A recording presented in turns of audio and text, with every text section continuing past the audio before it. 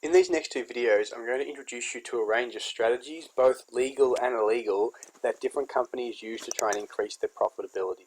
So you need to be aware of some common strategies and also some more uncommon strategies that you may not have heard of, things like price discrimination and multi-branding and predatory pricing. So strategies businesses employ to increase their profitability. So in economics, as we've talked about, we assume all businesses are motivated by profit and they wish to maximize their revenue and minimize their expenses. So each day they're trying to think of strategies to try and maximize their market share. So this first video is all about this first slide is all about just some common strategies you'll see firms use to either boost their revenue or reduce their costs and boost efficiency. So first of all, they'll include advertisements, so ads on TV, radio, the internet. They'll advertise the brand, so they'll product placements on billboards. You'll also see product placements in movies. So you'll see like KFC or Coca-Cola placed just discreetly in movies to try and generate extra sales. Or other strategies might be locating the business in the right position. So a lot of small stores like to be located next to supermarkets because there's a lot of traffic. Other businesses like to be next to movie theatres and things like that, where they are likely to generate more sales. Other strategies, contributions to charitable donations, the idea being to try and get a good public image. They'll sponsor teams or events, and rewards or loyalty programs, so things like Subway having buy 9 get 1 free and things like that. In terms of strategies to cut costs and boost efficiency, so the simple things like sourcing the cheapest and the most highest quality suppliers, investing in physical capital, so the idea being to try and invest in technology or machinery to cut your cost of production. It can also include investing in human capital. So investing in physical capital means buying better machinery or better technology. Investing in human capital is all about training employees and making sure that our employees are as highly skilled as possible. So there's some strategies to boost revenue and some strategies to try and cut costs and boost efficiency. The main aim of businesses is to increase the scarcity value of their products. So what I mean by that is we want businesses to think that our products are unique, and we've talked a little bit that in class about trying to establish brand loyalty. That allows businesses to establish market power so they can have a bigger influence in the price they charge. So we refer to the term price maker basically to mean that businesses have a greater say in the price they charge, and they're not at the whims of the consumers because their product has higher levels of brand loyalty. They're able to have more say in and charge a higher price. If firms are extremely successful in their profit maximising strategies, they can often eliminate competition and become a monopoly supplier in the market. So if you're really successful in finding ways to boost your revenue, you can actually eliminate your competition and have a monopoly in the market.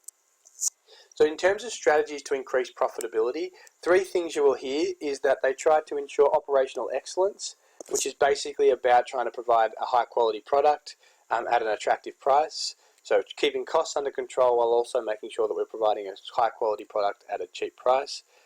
Developing good relationships with customers, so finding out what customers want and developing products that suit their needs. That includes good customer service and prompt delivery. And ensuring the product is technically superior. So the idea being that no rival firms don't have the same quality of product, and therefore they're able to become more unique, and that can be done through innovation and research and development and so on and so forth. Okay, so over the next couple of videos we're going to talk about 4 different strategies. In this video we'll look at price discrimination and multiple branding, and then in the next video we'll look at cartel conduct and predatory pricing. So price discrimination is basically when a producer charges consumers different prices for the exact same product. So the idea is that they're manipulating prices and essentially selling the same good or service but to buyers at different prices.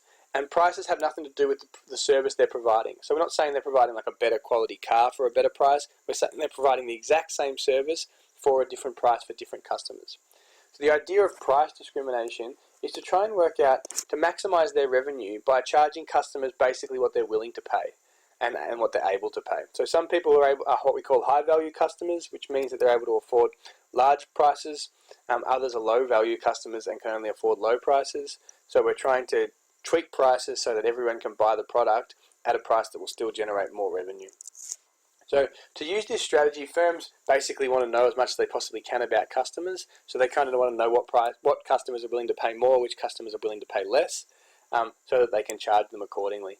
And this is becoming easier because of technology. So with technology, a lot of businesses are creating like consumer profiles that give them an idea of, what people's likes and dislikes and their income levels, which basically allows them to target different customers by setting different prices. So you can find out more about the customer and then target them with the correct price based on how much they'd be willing and able to pay. So in order to effectively price discriminate, businesses must be able to stop customers from buying at a low price and selling at a high price. So what I mean by that is, like, let's say Mars bars or something like that. That's unlikely to be a factor that businesses use to price discriminate, because if we sold Mars bars for a lower price to children and older people than we did to like full-time workers, basically what would happen is you'd just be getting young people and older people to buy your Mars bars, and they'd sell them to old people in another market. So basically, it often generally occurs with services where you can't resell them onto other people. If businesses had perfect information about each customer, they'd like to charge everyone a different price, but that's often not the case. But which often also can't be the case with goods, because then basically just low-value customers would buy them all and then sell them on to high-value customers. So examples of price discrimination, you could talk about with pensioner discounts for public transport. So pensioners pay less for public transport. They also pay less for things like medicines, cinema tickets. Students are the same. Students pay less for public transport, cinema tickets, discounts on health insurance, and bank fees, etc. So these two groups are low-income earners, and therefore they're less able to pay, and we charge them a lower price. They also offer things like early bird discounts on certain flights. So the aim is that businesses want to extract as much revenue as possible out of higher income earners, and then boost their revenue by charging a lower price to customers who wouldn't be able to afford it.